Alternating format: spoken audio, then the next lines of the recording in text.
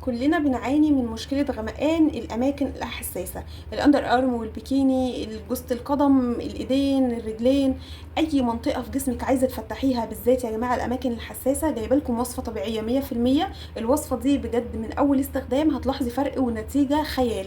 زي ما تعودنا حبايبي ننزل تحت في الكومنتات ونصلي على النبي كتير جدا، وأهم حاجة دعموني باشتراك القناة ولايك للفيديو واضغطوا على زر الجرس علشان يوصل لكم كل جديد من وصفاتنا. وتعالوا بقى علشان اقول لكم الوصفه السحريه اللي هتفتح الاماكن الحساسه وهتخلينا بعد كده مبسوطين بان المكان اتفتح جدا عندي. اول حاجه يا جماعه بتساعد جدا على تقشير المنطقه وازاله اي غمقان منها هو يا جماعه دقيق الرز.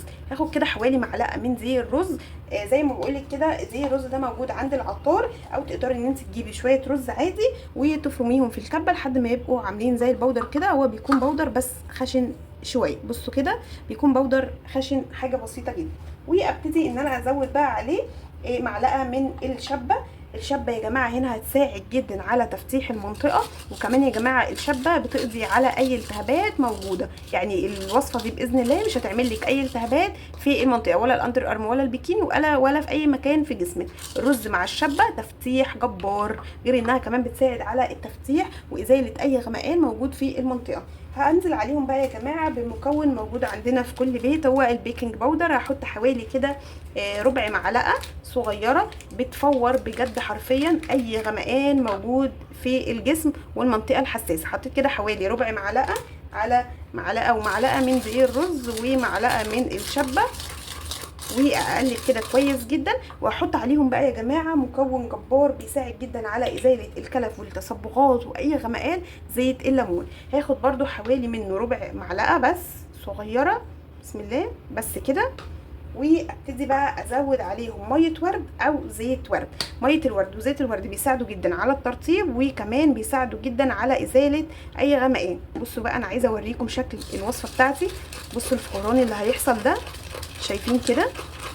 ابدأي بقى ان انت اغسلي المنطقه دي كويس جدا بالميه. سامعين يا جماعه؟ اصلا التش دي بتنزل على الجسم وبتزيل حرفيا اي غمقان موجود. انزل شويه كمان كده بميه الورد او زي او ميه الزهره. وبصوا يا جماعه ده القوام المطلوب. شايفين اصلا التش دي؟ ابداي بقى اغسلي المكان كويس جدا جدا بالميه الدافيه، او المفروض ان انت حتى تكوني كده فركاه بالليفه المنطقه الحساسه يا جماعه. وابداي بقى خدي الوصفه دي كده زي ما انت شايفه كده بالفوم بتاعها ده، واعملي كده على المكان بحركات دائريه بالراحه طبعا علشان ما تخليش المكان يلتهب، بالراحه.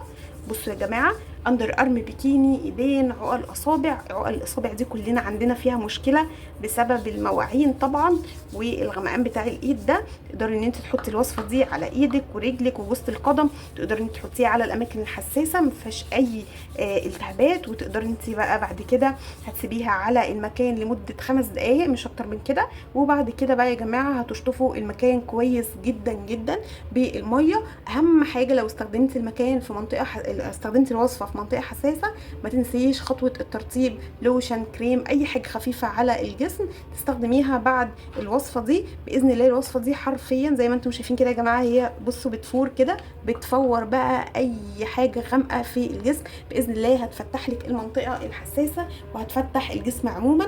يا رب تكونوا استفدتوا معايا من الوصفه. الوصفه دي تقدروا تستخدموها مره واحده اسبوعيا او مرتين، يعني مش اكتر من كده، بس عشان المكان ما يلتهبش لان الاماكن دي حساسه جدا. فاستخدموا الوصفه بحرص مره او مرتين في الاسبوع مش اكتر من كده. واهم حاجه الترطيب بعد الوصفه. يا رب تكونوا استفدتوا، واشوفكم فيديو جديد وصفات تانية جديده. مع السلامه.